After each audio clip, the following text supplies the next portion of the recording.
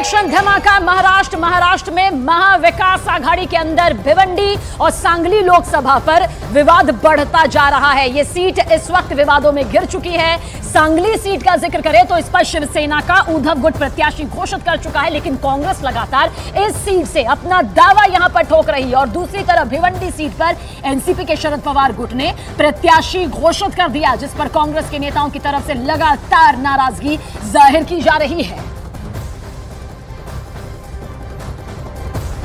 और आइए अब आपको ग्राफिक्स के जरिए यहां पर समझाते हैं कि दोनों सीटों पर आखिर ये पूरा विवाद आ रहा है तो क्यों आ रहा है। दरअसल आप समझिए, इस पूरी तस्वीर से आप समझिए कि सांगली लोकसभा सीट पर बिना सहमति के शिवसेना के उद्धव गुट ने प्रत्याशी अपना घोषित भी कर दिया है, जिससे कांग्रेस बेहद नाराज यहां से चल रही है। और साथ ही सांगली सीट पर 1957 से 2009 तक, यानी कि यह वो साल रहा जब कांग्रेस पार्टी का कब्जा रहा है। साथ ही साथ 2014 में यहां पर बीजेपी का कब्जा हो गया, यानी कि सीट सीधे सीधे बीजेपी के खाते में आ गई। अब दूसरी लोकसभा सीट को आप समझिए, जो कि भिवंडी है। भिवंडी को आप यहां पर समझेंगे कुछ इस तरह से, क्योंकि भिवंडी में एनसीपी के शरद गुट ने अपना प्रत्याशी घोषित कर दिया है। उम्मीदवार के नाम का जो ऐलान है भिवंडी में यहां पर घोषित कर दिया है। अभी फिलहाल सांगली लोकसभा सीट है, लेकिन हम भिवंडी की भी जानकारी आपको साथ में दे रहे हैं कि कांग्रेस शरद गुट के इस फैसले से खफा है, नाराज है। साल 2009 का अगर जिक्र करते हैं तो इस सीट पर कांग्रेस ने जीत हासिल की थी। हालांकि अभी इस सीट पर बीजेपी का कब्जा है, तो ये दो सीट इस वक्त विवादों में है।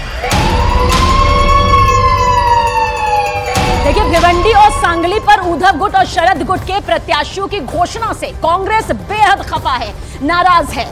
महाराष्ट्र कांग्रेस के अध्यक्ष नाना पटोले का कहना है कि महाविकास आघाड़ी के नेताओं ने गठबंधन धर्म को निभाया ही नहीं, और अब इन दोनों सीटों पर फ्रेंडली फाइट का प्रस्ताव हाईकमान को भेजा गया है।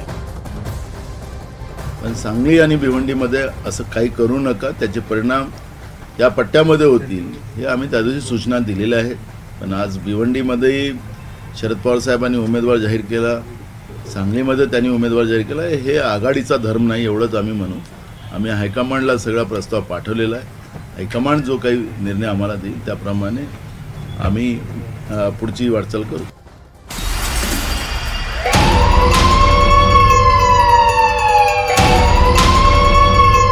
इलेक्शन धमाका, कांग्रेस की नाराजगी पर शिवसेना के उद्धव गुट ने पलटवार किया है। संजय राउत का कहना है कि अमरावती और कोल्हापुर सीट उद्धव गुट की थी, यानी कि ये दोनों सीटें उद्धव गुट की थी, ये कहना है। लेकिन उन्होंने अपने कार्यकर्ताओं को समझाया और अब कांग्रेस की जिम्मेदारी है कि वो सांगली में अपने कार्यकर्ताओं को समझाए।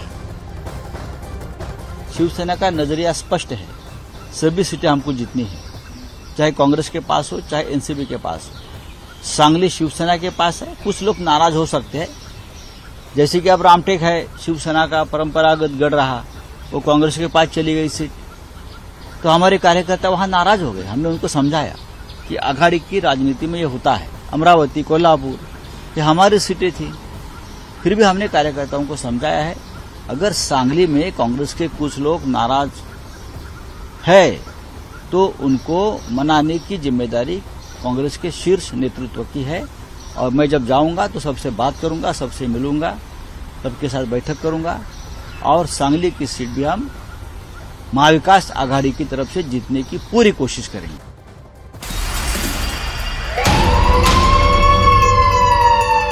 और इस बीच आपको यह भी बता दें कि नाना पटोले के बयान पर एनसीपी के शरद गुट ने भी पलटवार यहां पर किया है। महेश तपासे ने कहा कि शरद पवार महाविकास आघाड़ी के सबसे बड़े दिग्गज नेता हैं, और अगर उन्होंने कोई निर्णय लिया है, फैसला लिया है, तो दिल्ली में कांग्रेस हाईकमान से बात करके ही लिया होगा। महेश तपासे ने यह भी कहा कि नाना पटोले अगर फ्रेंडली फाइट की बात कर रहे हैं तो यह सोचने वाली बात है कि वो किसे जिताना चाहते हैं।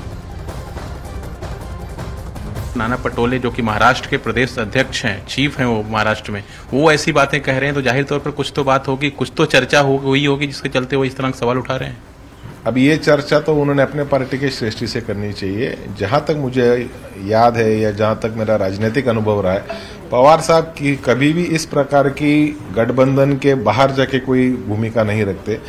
महाविकास आघाड़ी का गठबंधन पवार साहब ने बनाया। शिवसेना राजी नहीं थी कांग्रेस को साथ में लेने के लिए। उस कांग्रेस पार्टी के संदर्भ में बाला साहब ठाकरे के समय से एक विवाद चल रहा था और उसके अंदर शिवसेना को राजी करके, कांग्रेस को राजी करके, मुख्यमंत्री पद शिवसेना को देके उसके अंदर कांग्रेस को भी समावेश करके इस प्रकार का एक अलायंस ये पवार साहब ने किया। अब पवार साहब ने अगर कोई भूमिका ली है तो स्वाभाविक रूप से दिल्ली में बात करके ली होगी।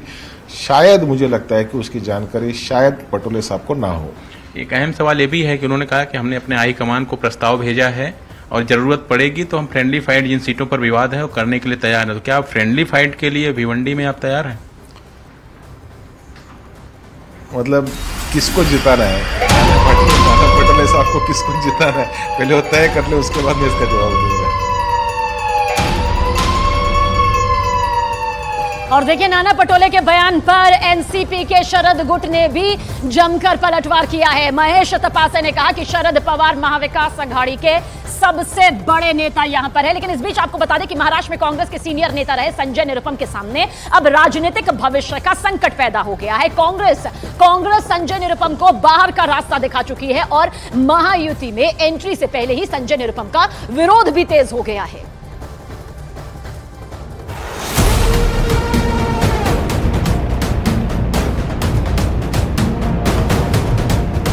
जय श्री राम। संजय निरुपम पर सबसे बड़ा सस्पेंस। ना घर के ना घाट के वाले हुए हालात। इस्तीफे के बाद अब क्या करेंगे निरुपम? महायुति में एंट्री से पहले ही हो गया विरोध।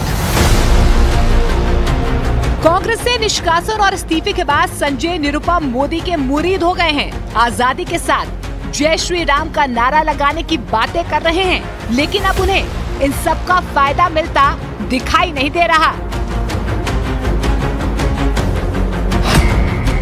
दरअसल संजय निरुपम को उम्मीद थी कि कांग्रेस से इस्तीफे के बाद उन्हें शिंदे कैंप में जगह मिल जाएगी, लेकिन अब संजय निरुपम की उम्मीद पर पानी फिरता नजर आ रहा है, क्योंकि शिंदे कैंप के साथ पूरी महायुति में संजय निरुपम का विरोध हो रहा है। बीजेपी संजय निरुपम को कचरा बता रही है और शिंदे गुट के नेताओं ने खुलकर संजय निरुपम की मुखालफत करने का ऐलान कर दिया है। ऐसे में सबसे बड़ा सवाल है कि आखिर अब संजय निरुपम का क्या होगा? किसी ने अपने घर का कचरा अगर रोड पे फेंका है तो क्या वहां पे दूसरे जो रेजिडेंट लोग होते हैं उस कचरे को उठा के घर पे ले आते हैं? नहीं, म्यूनिसिपैलिटी की गाड़ी आती है और वो कचरे को लेके डंपिंग ग्राउंड में डालती है। उसी प्रकार से कांग्रेस ने अपना कचरा संजय निरुपम को रोड पे फेंका है, तो इस कचरे को मेरी दरख्वास्त रहेगी कि डंपिंग ग्राउंड में डालिए, अपने पार्टी में अपने घर पे लाने की जरूरत नहीं है। पार्टी प्रवक्ता के हिसाब से अगर मुझे पूछते हैं तो मैं कह सकता हूं कि हमारे मुख्य नेता एकनाथ शिंदे जी निर्णय लेंगे। अगर व्यक्तिगत आप मुझे पूछते हो कि उसका मैं स्वागत करूंगा, तो व्यक्तिगत मैं उसका स्वागत नहीं करूंगा, क्योंकि हमेशा जो भी पार्टी में रहे हैं उन्होंने वो पार्टी में न्यूसेंस क्रिएट किया है। महायुति में नेताओं के सुरुख के बाद संजय निरुपम के अरमानों पर पानी फिरता दिखाई दे रहा है। कांग्रेस में संजय निरुपम के निष्कासन के बाद खुशियां मनाई जा रही हैं। यूथ कांग्रेस संजय निरुपम के निष्कासन पर एआईसीसी को धन्यवाद कर रहा है। मुंबई कांग्रेस के अध्यक्ष